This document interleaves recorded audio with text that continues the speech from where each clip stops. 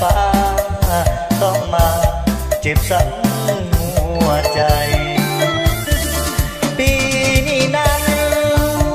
สงกรานต์ผ่านไปแล้วนะคนรวยนั่นน้องเข้ามา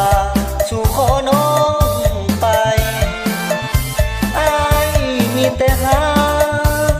ทุกอย่างหากน้องด้วยใจถึงว่าเป็นไปบ่ได้หัวใจหากน้องเมื่อเกินน้องนั้นเมินส่วนเกินคืออายคนเศร้าบอกปากบอกเว้าให้คนหักเขามันคงอายจนเส้นนี้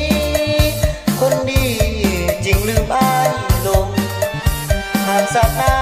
มีบุญอยู่ส่งเขาคงจะได้พบกันน้ำตาอ้ายไหลลงแก้มสองตาอ้ายได้แต่แนมแก้มแดงไปเข้าวิวาเอาผัวไปแล้วให้มีความสุขเถิดนา